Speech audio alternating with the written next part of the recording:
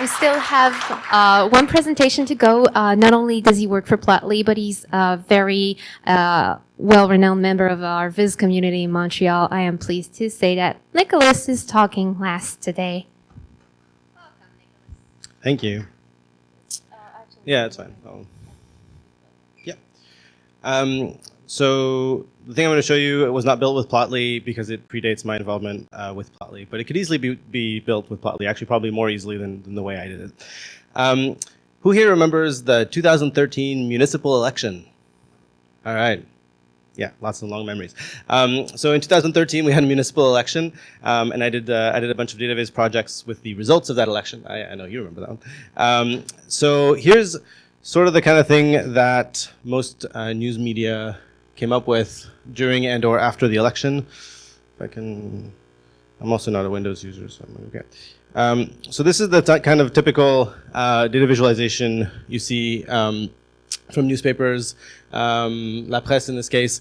You see these sort of maps of who won which borough. So refresher from the 2013 municipal election, we had 4 major candidates. We had Denis Coderre with Équipe Denis Coderre, Richard Bergeron with Projet Montréal, Marcel Côté for Coalition Montréal, and Mélanie Joly for Vrai Changement. And each of these political parties kind of had their sort of party colors in all of their signs and stuff. And so this is a pretty representative example of what the media did, which is basically kind of take the dominant color from the posters of the party. In this particular case, purple here is Denis Coderre, who ended up winning the election. Yellow is Vrai Changement, and green is Projet Montréal. And you'll see that Coalition Montréal in blue there did not, quote unquote, win any boroughs in terms of the mayoral election. So this is a pretty standard kind of presentation.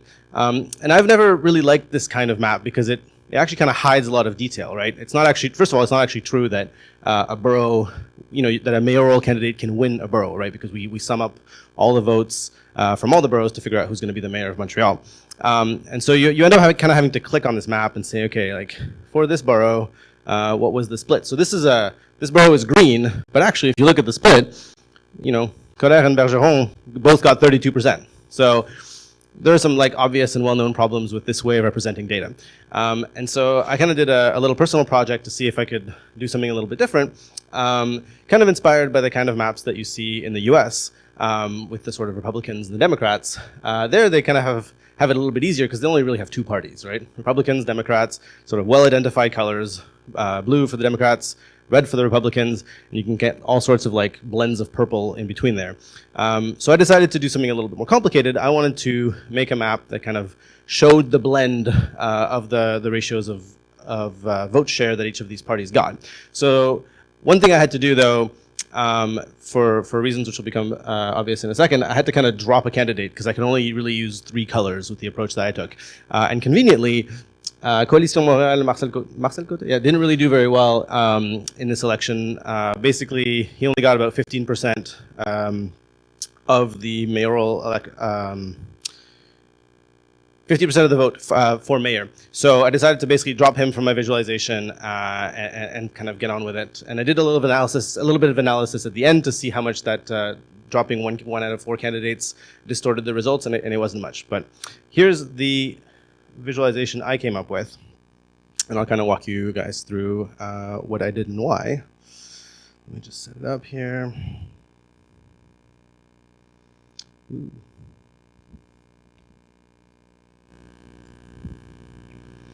All right, so I also made a map of Montreal, although mine has slightly more segments because I used electoral districts rather than raw boroughs. And I have this funky looking triangle up here in the corner, and you'll notice that all the colors are kind of muted. There's a lot of kind of brown in there. So what I did was I basically put each of the candidates in the corner of of a triangle here. So Mélanie Joly is here at the bottom, Coderre is up here, and Bergeron is over there. And in terms of assigning colors, I volunteered for the Projet Montréal campaign, so I was like, well, we're going to keep green. Green was the party color. It makes sense for me. And Denis Coderre used to be a federal liberal, so he's going to be red, right? That's easy. They're red. And the leftover color is blue, so Mélanie Joly is going to be blue. So if you draw this kind of triangle and you say that red is up in the corner here, green is up in the corner here, blue is down in the corner here, And you remember that computer monitors work by having the three colors, right? Red, green, blue.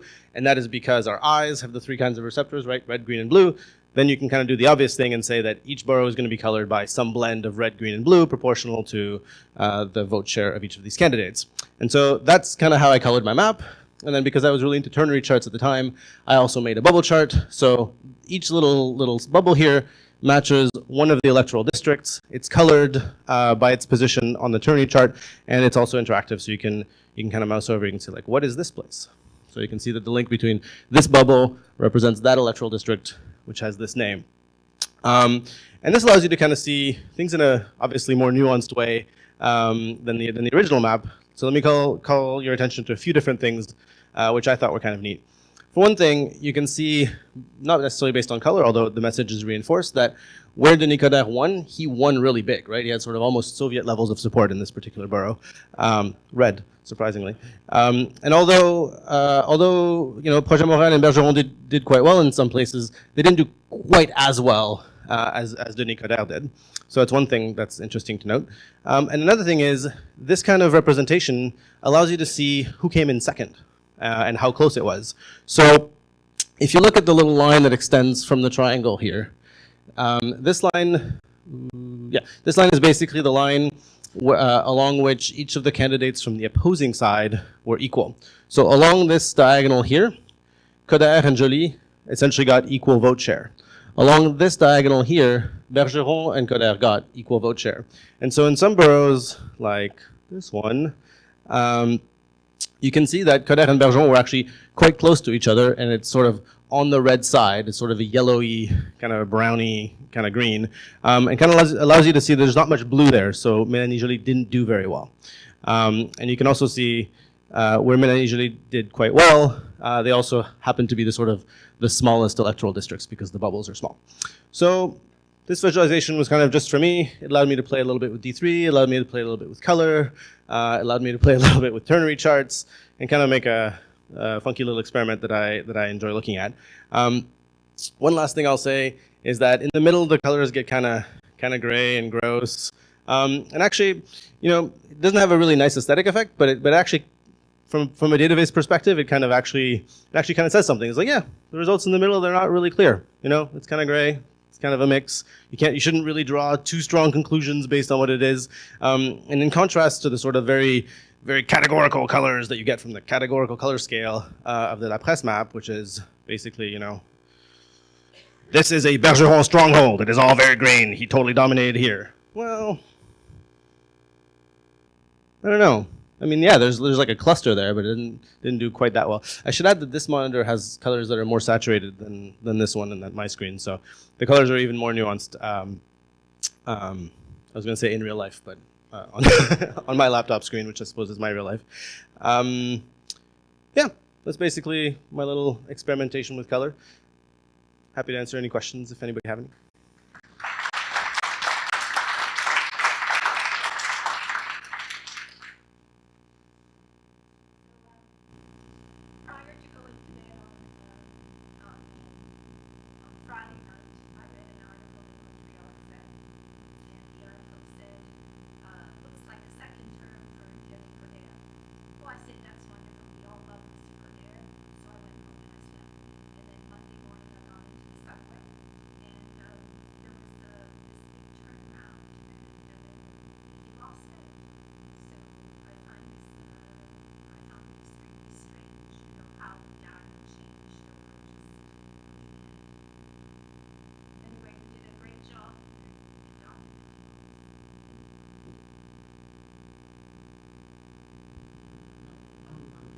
Process.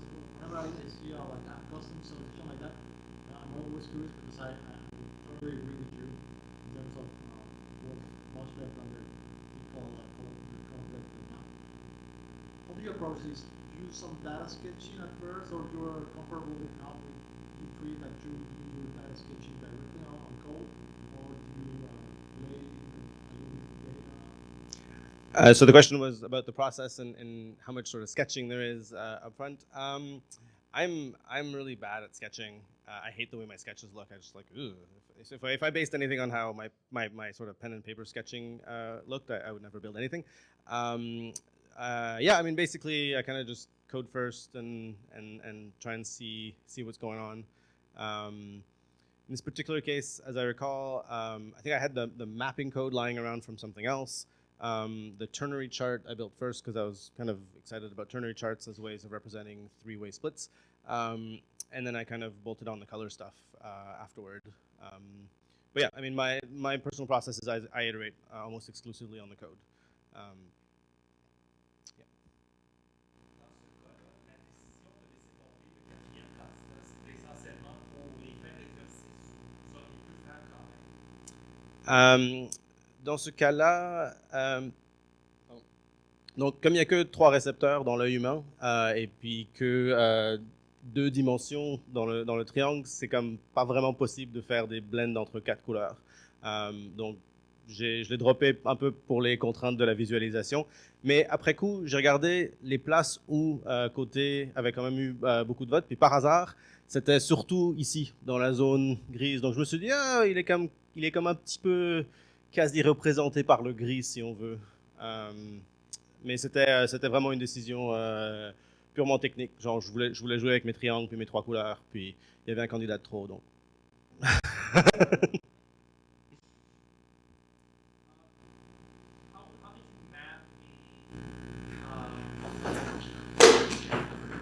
How did you map a vote share to a color value? Is it like for Colbert, it's like red, and Judy was blue, and Bergeron was green? Was it like that straight with the RGB values? So the question is, how did I map the three numbers to the color? Yeah, the first version of this was really really straightforward. Like 0% was 00 and 100% was 255 straight onto the RGB values. That has a lot of problems. Basically, the colors end up being really flat in the middle, and it turns out that that's actually perceptually not how your eye kind of deals with color anyway. So after a lot of experimentation, I actually was originally going to have a slide about how I did it, and then I looked at the code and I was like, this is actually really weird and probably also not particularly perceptually meaningful. So to be honest, I kind of just messed around with things. I think I take the value divided by the value for any given candidate divided by the maximum value for the other candidates at that point or something like that. But yeah, essentially it's pretty similar to just taking the vote shares and mapping them straight to RGB. Since building this, I've discovered that there are sort of principled ways of doing this. Although surprisingly, I mean, perhaps unsurprisingly, there is a lot more code and libraries out there for blending 2 colors than there are for blending 3 colors. So if I were to do this today, I would probably tackle the math a little bit differently. But the first version of this, which looked okay, was really just vote share equals number. And they got across the same message. The colors were just a little more flat. They weren't quite as punchy. So essentially, mathematically, what I did was I kind of punched up this zone a little bit, make it a little more saturated.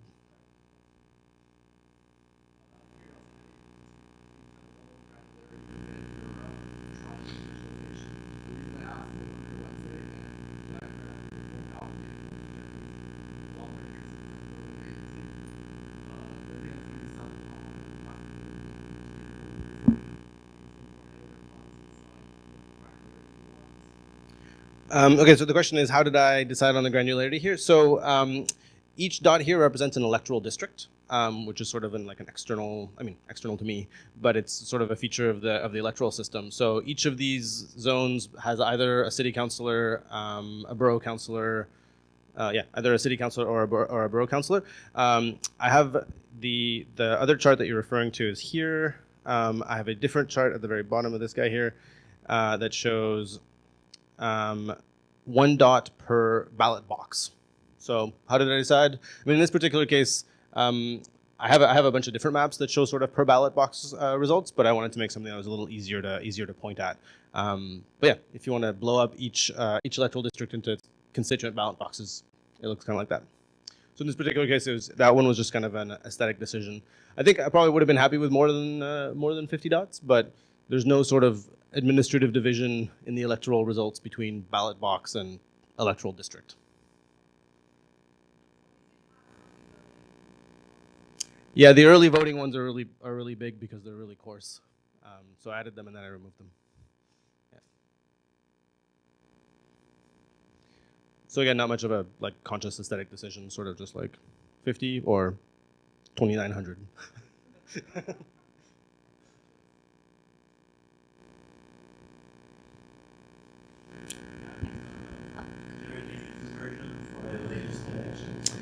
Yeah, but there were only two candidates this time. I mean, sorry, the top two candidates in the previous election shared like 90% of the vote. So it ends up just being kind of a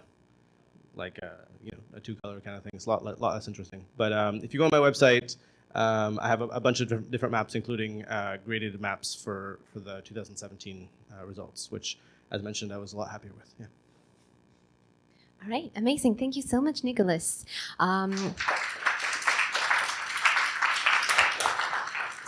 So I'm with two mics now, but we're almost at the end of the meetup, and usually we have this part where we take open statements. So si quelqu'un a une annonce, il cherche un emploi, quelqu'un a un emploi à offrir, un événement intéressant à partager, c'est le moment où on vous ouvre le plancher. Donc si quelqu'un en a une affaire. Merci beaucoup. Je m'appelle Kruchten, je suis rédacteur en chef à Radio-Canada. J'ai beaucoup aimé la présentation de Santiago, qui, par ailleurs, est un des membres de mon équipe, mais qui nous quitte bientôt. Et donc, je viens vous annoncer que nous avons un poste permanent de designer, illustrateur de données. Si vous voulez faire des choses cool comme Santiago vient nous montrer, c'est vraiment la place pour venir. Il y a le site des emplois de Radio-Canada dans le footer de la page d'accueil de radiocanada.ca. Et je cherche également un motion designer pour venir travailler avec nous pour une période d'1 année. C'est le même processus, il est affiché également sur le grenier aux emplois. Je vous remercie. Merci. Est-ce que quelqu'un d'autre qui aurait une annonce à faire? C'est parfait, fantastique. Donc, en principe, il nous reste de la pizza, il reste probablement une bière ou deux. Je vous encourage à faire des nouvelles connaissances, c'était votre défi de la journée. Puis, s'il y en a qui ont envie de continuer la soirée, on s'en va au NISC après prendre un petit verre. Mais on va être encore ici pendant un instant. N'hésitez pas à rencontrer les speakers, leur poser des questions. Et merci d'être venu pour cette dernière édition de l'année 2018.